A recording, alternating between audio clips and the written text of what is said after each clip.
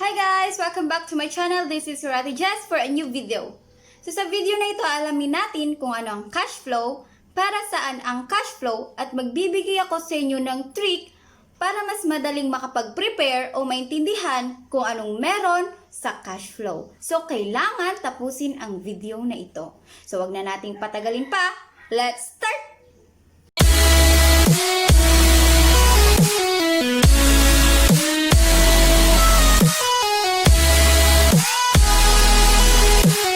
So this video is presented to you by ICPA. Kung wala pa kayong account sa kanila, mag-sign up na kayo.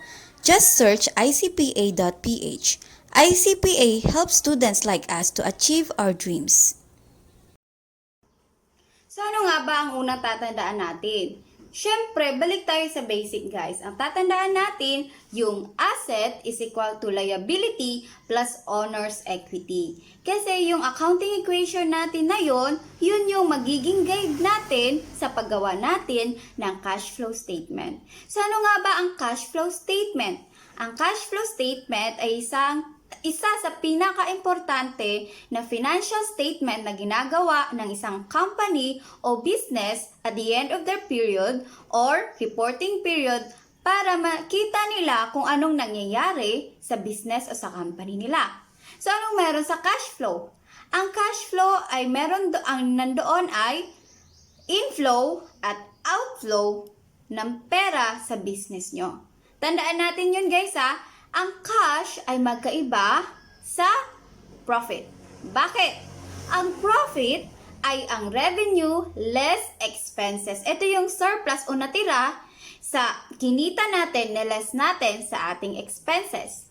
Pero ang cash, ito yung inflow pagpasok ng pera, outflow paglabas ng pera sa isang business o sa isang company. Ito yung net balances. So kung nag-positive ang ating cash flow statement balance, ibig sabihin nun, mas maraming pumasok na pera sa business natin. Ibig sabihin, nag-gain yung business natin. Unlike naman, pag nag-negative balance ang ating cash flow, ibig sabihin nun, mas marami ang lumabas, mas marami tayong ginastos. Ibig sabihin nun, palugi tayo or nagkakaroon tayo ng loss. Kaya kailangan nating i-monitor ang ating cash flow statement. The inflow at outflow ng pera sa business natin. So ano nga bang meron sa ating cash flow statement?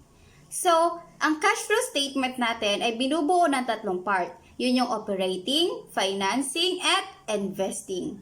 So, alamin natin kung paano ba mas madaling matandaan kung anong meron sa operating, financing, at investing.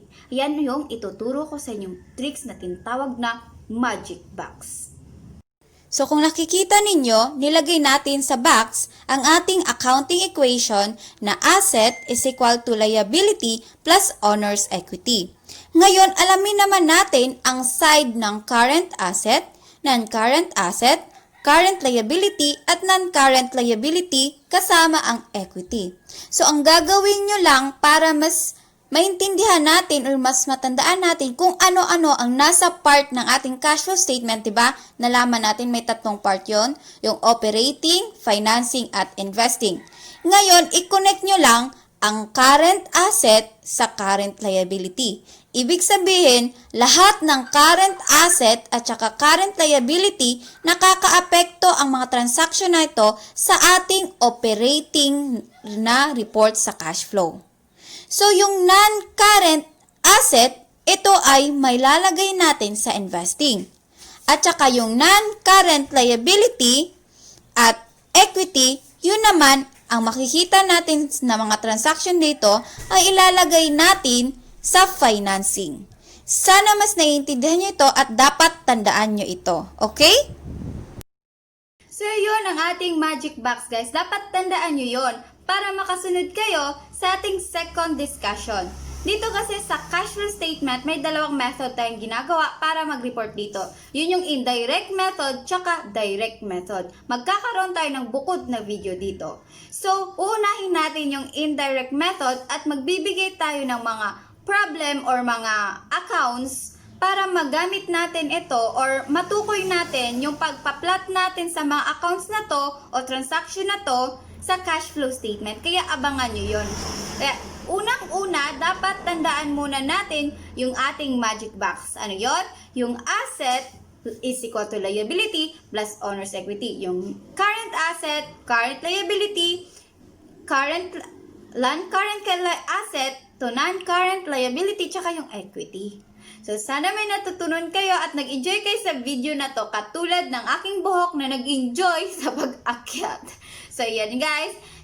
Hope that makasama ko kayo sa susunod kong video. Don't forget to subscribe. Your Ate Jess. Goodbye!